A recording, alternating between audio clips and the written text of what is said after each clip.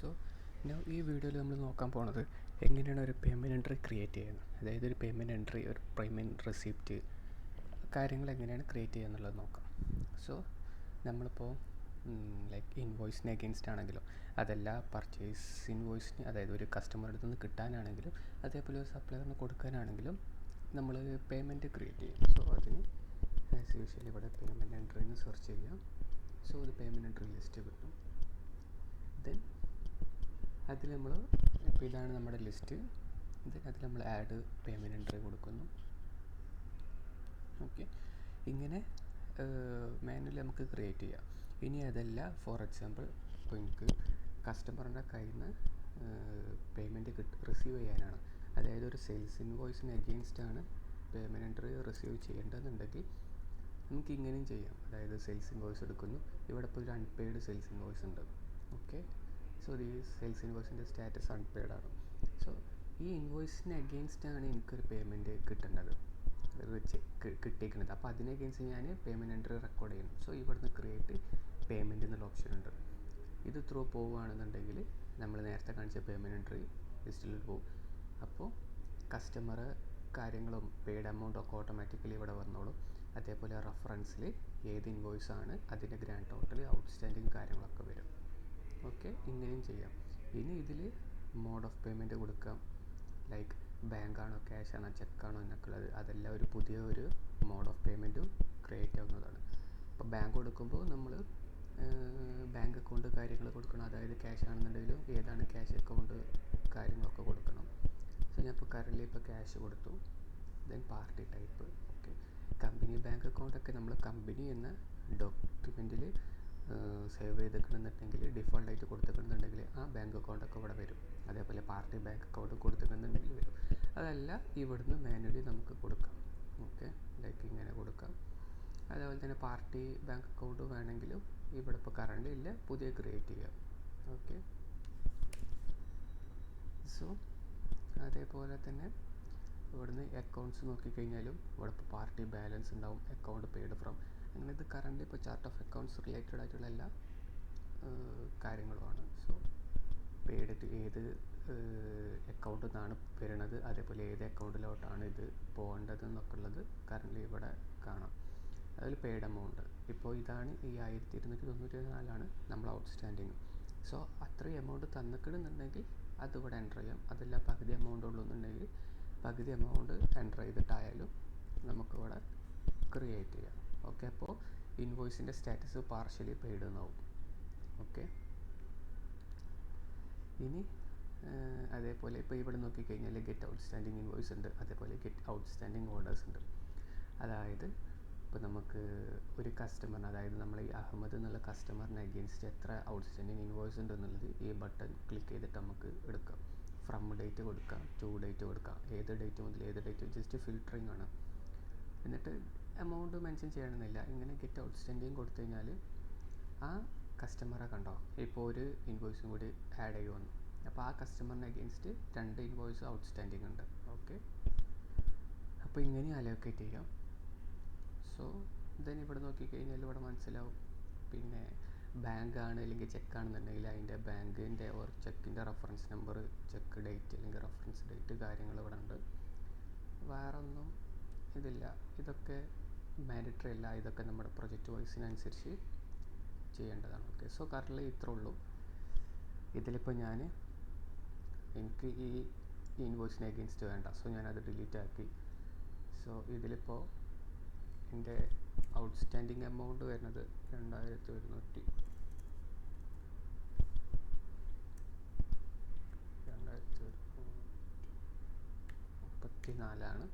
ശരി, ഇത്ര എമൗണ്ട് എനിക്ക് കിട്ടി. സോ ഞാനതോടെ അലോക്കേറ്റ് ചെയ്തിട്ട് ജസ്റ്റ് സേവ് ചെയ്യുന്നു. ദെൻ വൺസ് എപ്പോഴും പറയണ പോലെ തന്നെ അലോക്കേറ്റഡ്. ഓക്കെ,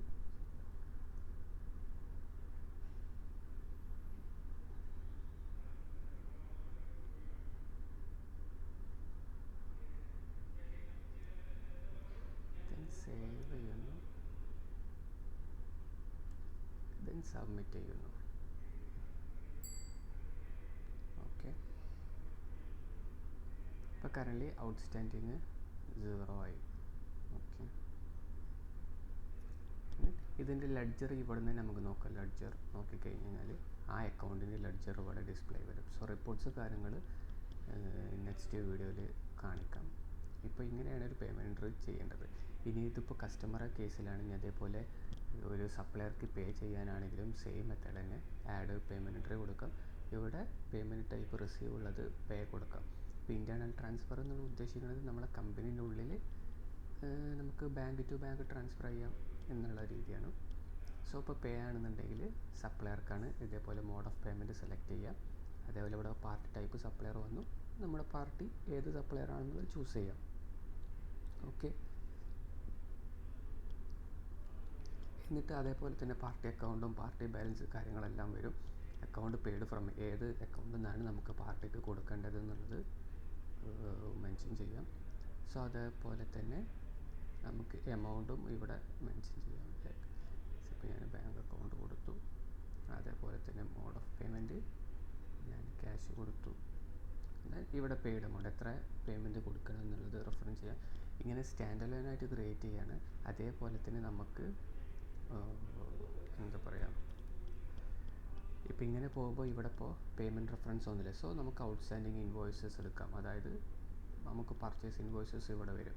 ഓക്കെ, അതേപോലെ തന്നെ ഇവിടെ നിന്നായാലും നമുക്ക് ഇപ്പോൾ ഇവിടെ നോക്കിക്കഴിഞ്ഞാൽ ടൈപ്പ് ജേണൽ എൻട്രി ഉണ്ട്, പർച്ചേസ് ഇൻവോയ്സ് ഉണ്ട്, പർച്ചേസ് ഓർഡർ ഉണ്ട്. അതായത് സപ്ലയറിന് അഗെൻസ്റ്റ് ഈ 3 ഡോക്യുമെൻറ്റ്സ് ആണുള്ളത്. സോ ഇതിലേതുവാണെങ്കിലും ചൂസ് ചെയ്തിട്ട് ആ ഡോക്യുമെൻറ്റിൻ്റെ നെയിം ഇവിടെ സെലക്ട് ചെയ്യാം. അപ്പോൾ ഓട്ടോമാറ്റിക്കലി ഗ്രാൻഡ് ടോട്ടൽ ഔട്ട്സ്റ്റാൻഡിങ് ഒക്കെ വരും. എന്നിട്ട് എത്രയാണോ പൈസ കൊടുക്കേണ്ടത് അതിവിടെ പെയ്ഡ് എമൗണ്ടിൽ കൊടുത്തിട്ട് നമുക്ക് അലോക്കേറ്റ് ചെയ്ത് ചെയ്യാം.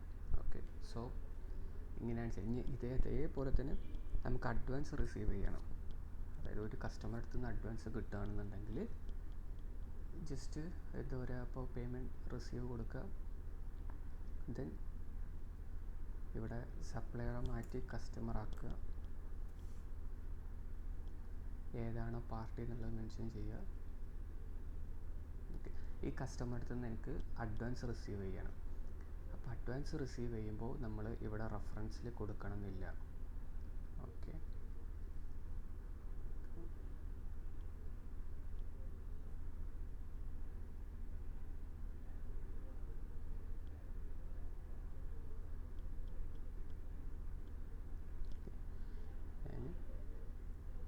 ഇപ്പോൾ പെയ്ഡ് എമൗണ്ട് അതായത് അഡ്വാൻസ് കിട്ടിയതൊരു 100 ബട്ട് എനിക്കത് അലോക്കേറ്റ് ചെയ്യേണ്ട. അപ്പോൾ നമ്മളിവിടെ പേയ്മെൻറ്റ് റെഫറൻസ് കൊടുക്കാതെ ഒരു പേയ്മെൻറ്റ് എൻട്രി ക്രിയേറ്റ് ചെയ്യുമ്പോൾ അത് അഡ്വാൻസ് ആയിട്ടാണ് കണക്കാക്കൽ. ഓക്കെ, അത് അഡ്വാൻസ് ആയിട്ടാണ് സ്റ്റോർ ചെയ്യൽ.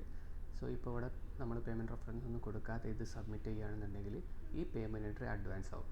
എന്നിട്ട് നമ്മൾ ലൈക്ക് ഫോർ എക്സാമ്പിൾ ഞാനിപ്പോൾ ഇവിടെ ക്രിയേറ്റ് ചെയ്തു.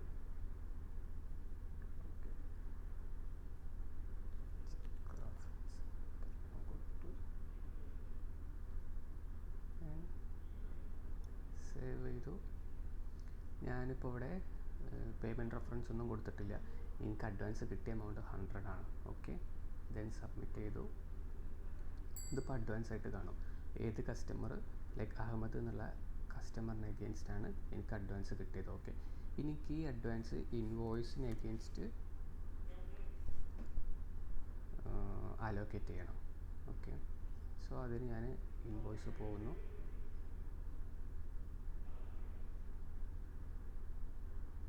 അഹമ്മദിൽ ഓക്കെ, ഇവിടെ ഇപ്പോൾ ഒരു അൺപെയ്ഡ് ഇവിടെ ഒരു അൺപെയ്ഡ് ഇൻവോയ്സ് ഉണ്ട് അഹമ്മദിൻ്റെ. ഓക്കെ, സോ എനിക്ക്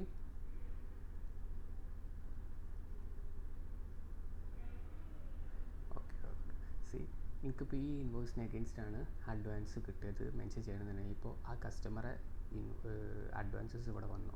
ഓക്കെ, ഇത് എനിക്കിവിടെ മെൻഷൻ ചെയ്ത് കൊടുക്കാം. ഇതിലിപ്പോൾ കറൻറ്റ്ലി 2 ഉണ്ട്. സോ ഇങ്ങനെയും ചെയ്യാം. അതല്ല ഇനി ഒരു പുതിയ ഒരു ഇൻവോയ്സ് ആണെന്നുണ്ടെങ്കിൽ, അതായത് നമ്മളൊരു പുതിയ ഇൻവോയ്സ് ആണെന്നുണ്ടെങ്കിൽ ഇതേപോലെ തന്നെ ആഡ് ന്യൂ സെയിൽസ് കൊടുക്കുന്നു. ദെൻ ഞാൻ കസ്റ്റമറെ ചൂസ് ചെയ്യുന്നു. അത് കൊടുത്തു. ഇനി ഇതിൽ പേയ്മെൻറ്റിൽ പോയി കഴിഞ്ഞാൽ നമുക്ക് അഡ്വാൻസിൽ ഗെറ്റ് കൊടുത്തു കഴിഞ്ഞാൽ ആ രണ്ടും വന്നു. ഇതിലിപ്പോൾ എനിക്ക് 100 അഡ്വാൻസ് കിട്ടിയത്. ഓക്കെ, സോ ഇത് ഞാൻ ഡിലീറ്റ് ആക്കിയിട്ട് ഈ 100 ഈ ഇൻവോയ്സിൽ മെൻഷൻ ചെയ്തിട്ട് ഐറ്റംസും കാര്യങ്ങളും ഡീറ്റെയിൽസ് എല്ലാം കൊടുത്തിട്ട് ഞാൻ സേവ് ചെയ്യുന്നു. സോ ഈ ഇൻവോയ്സ് പാർഷ്യലി പെയ്ഡ് എന്നുള്ള രീതിയിൽ വരും, കാരണം അഡ്വാൻസ് റിസീവ് ചെയ്തുകൊണ്ട്. ഓക്കെ, സോ ഇങ്ങനെയാണ് ഒരു പേയ്മെൻറ്റ് എൻട്രി ക്രിയേറ്റ് ചെയ്യൽ. So that's it. Thank you.